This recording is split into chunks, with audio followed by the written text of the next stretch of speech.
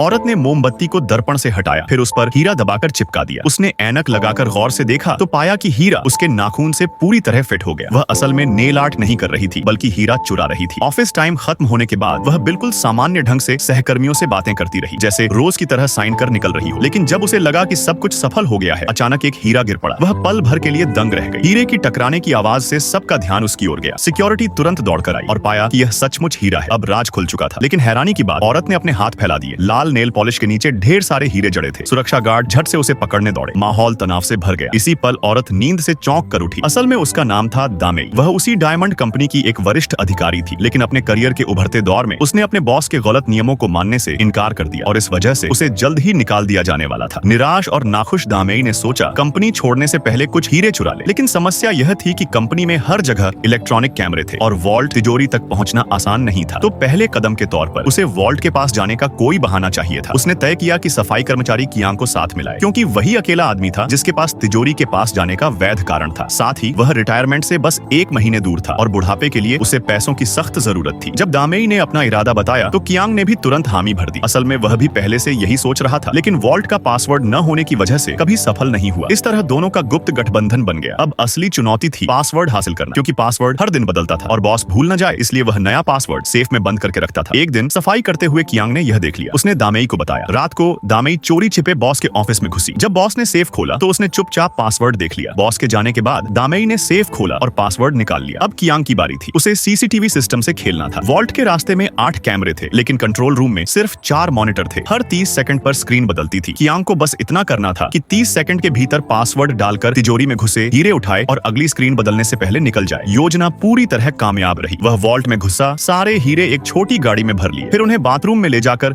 Wash basin में डाला। हीरे पानी के साथ नाली से नीचे चले गए। पूरी रात की मशक्कत के बाद दामेई और कियांग हीरों के साथ ऐशो आराम की जिंदगी जीने लगे।